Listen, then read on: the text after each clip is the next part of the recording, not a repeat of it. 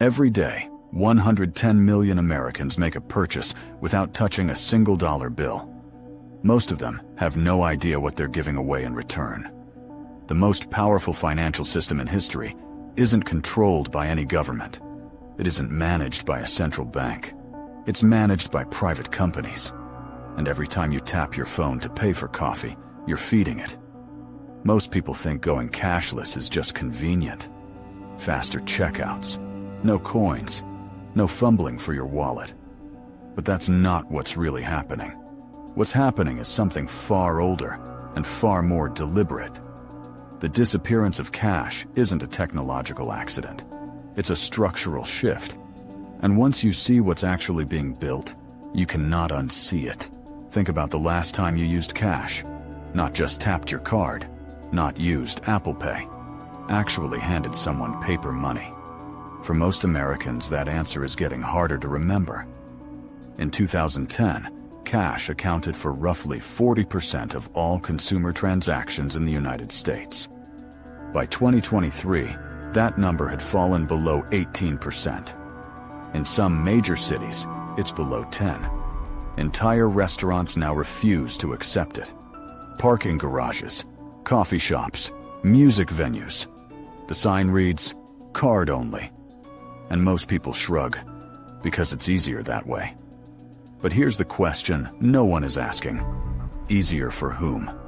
When you swipe your card, something happens that cash never allowed. A record is created, not just of how much you spent, but where, when, what you bought, what category it falls into, how often you do it, whether your behavior is changing over time. Every transaction leaves a data point. And those data points are worth something. They are worth billions. The system that processes your payment isn't neutral infrastructure. It's a data collection engine. And the transition away from cash is accelerating that engine in ways most people never think to question. Consider what happened during the pandemic. Cash use dropped nearly 30% in a single year. Contactless payments soared. Governments encouraged it. Health authorities encouraged it. Retailers encouraged it. Cash was framed as a vector for disease. There was little scientific evidence that cash transmitted the virus at meaningful rates. But the message stuck, and the behavioral shift it created has never reversed. The pandemic didn't invent the cashless economy. It just compressed 10 years of transition into 18 months. Meet Elena. She's 31 years old, living in Atlanta, Georgia. She works in marketing for a mid-sized company. She earns $58,000 a year. She pays her rent, her car payment, her streaming subscriptions. She has a credit card she uses for almost everything because the points add up. She has a debit card for everyday purchases. She almost never carries cash. It's been that way for about 4 years now. Elena doesn't think much about it. She likes the convenience. She likes being able to open her bank app and see exactly where her money went that month. She feels like she's in control. What she doesn't think about is the other side of that app. Every time Elena buys groceries, her card network logs the transaction. Every time she orders takeout at midnight after a hard week, it's recorded. Every time she makes a larger purchase than usual, patterns may be flagged. Her spending behavior, built up over months and years, creates something that researchers now call a financial fingerprint. It's not just transaction history. It's a psychological profile. Her habits, her stress patterns, her income fluctuations. Whether she's saving more than usual or quietly falling behind. Her credit card company knows things about Elena that she has never told anyone. And she agreed to all of it. She just didn't read the terms.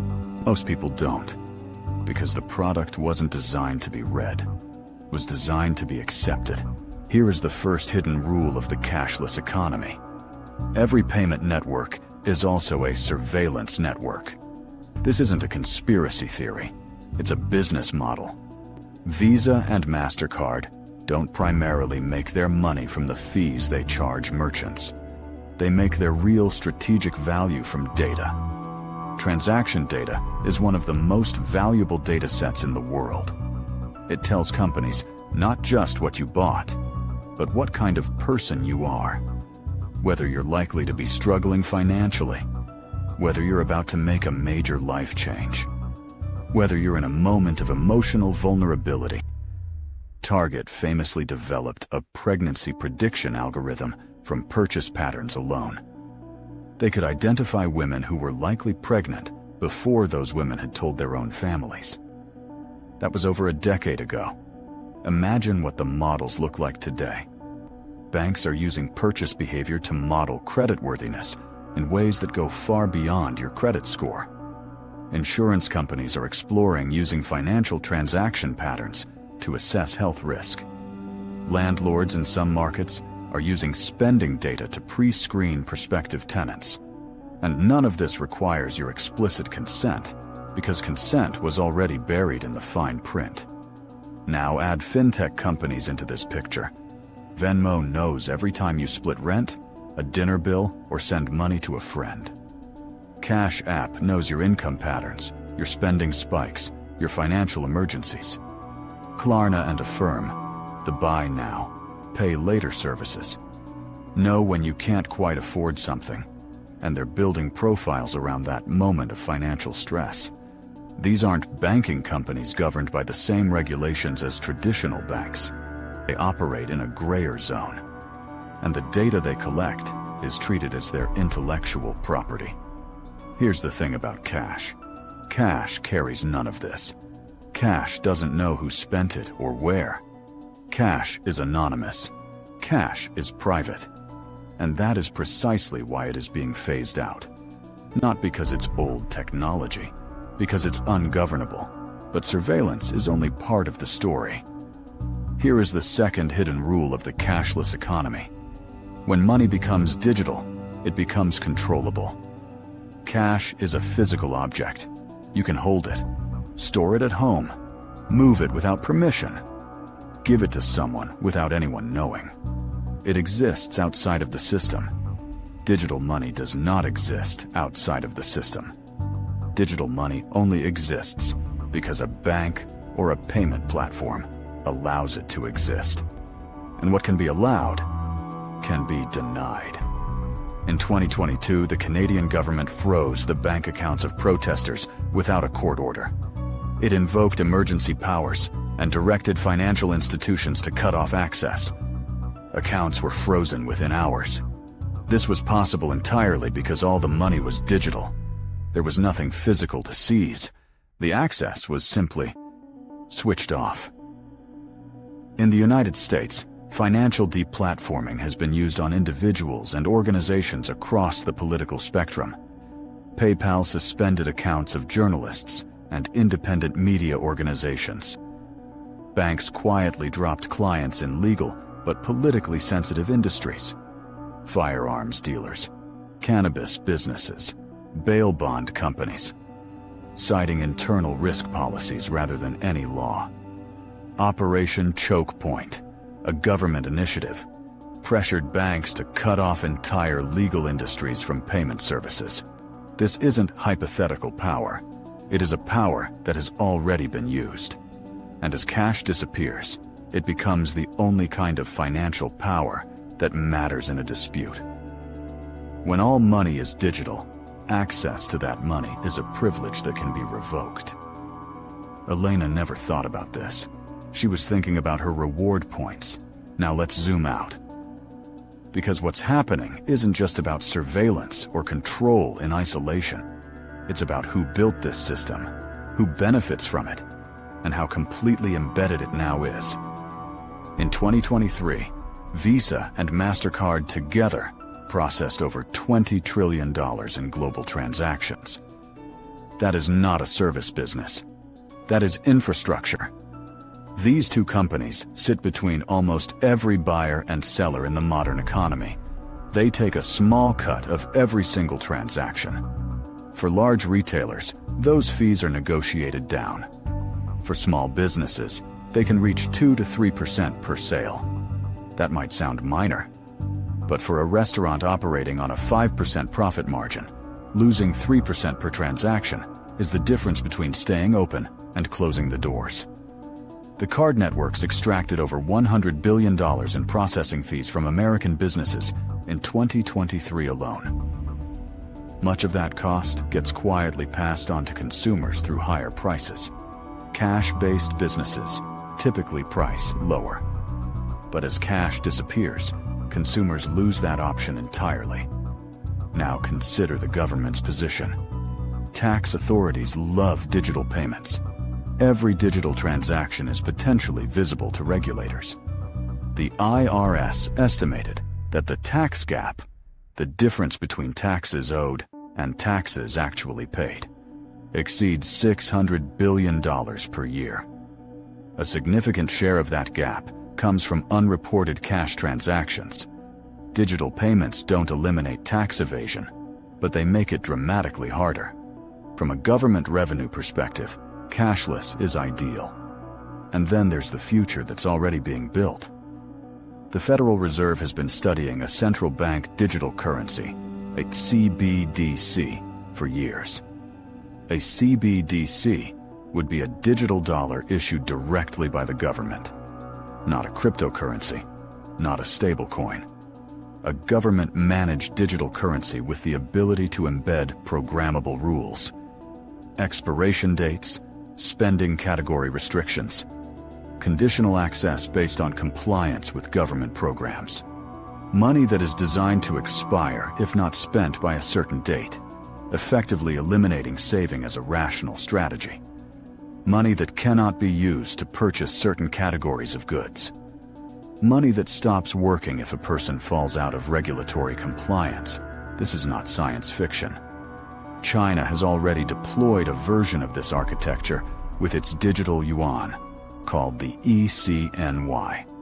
Hundreds of millions of people are already using it. The infrastructure for programmable money exists. The question is only whether Western democratic societies will accept it. And the answer to that question depends entirely on how much cash has already disappeared by the time it fully arrives. Let's go back to Elena. By the time she's 40, cash may be functionally unavailable in most of her daily life. Not illegal, just increasingly impractical. Fewer businesses will accept it. Bank branches that handle cash will continue to close. ATM networks will shrink. And Elena won't have noticed the transition because it happened slowly. One coffee shop at a time. One parking garage at a time. One checkout lane at a time. This is how major structural shifts work. They don't arrive with a headline. They arrive quietly, disguised as convenience. The real question isn't whether cashless is more convenient. It is. The real question is what you lose in the exchange. You lose anonymity. You lose the ability to participate in commerce outside of a financial platform. You lose what economists call an exit option, the ability to hold value in a form that no institution can freeze, restrict, monitor, or simply switch off. Cash is not just a payment method. Cash is a form of financial sovereignty. And when it disappears, that sovereignty doesn't make a sound. There's a broader pattern worth noticing here. Every major shift in how money works has redistributed power. When nations moved from gold to paper currency, they gave governments the power to manage inflation and to expand the money supply beyond their reserves. When plastic cards replaced checks, they gave payment networks the power to sit between every transaction and extract a toll. When digital wallets replaced physical cards, they gave technology companies a new layer of financial access and user data. Each step happened in the name of progress. Each step concentrated more control in fewer hands. The cashless economy is not the end of this trend. It is simply its most advanced and most complete chapter yet. Here's what this comes down to. The system being built right now is the most complete financial monitoring infrastructure in human history. It was not designed by elected officials responding to public demand. It was built by private companies optimizing for data and profit. It is being accelerated by governments optimizing for visibility and revenue. The result is a world where your financial behavior is permanently recorded, analyzed, and used to make decisions about you for the rest of your life. Most people won't fight it. Most people won't even notice it happening, because the trade-off feels invisible. You get convenience, they get everything else. The people who understand this aren't necessarily the ones who refuse to use cards or hoard cash at home. They're the ones who understand what they are participating in. They understand that every system that presents itself as neutral, as purely technical, purely practical, is making a choice about who holds power.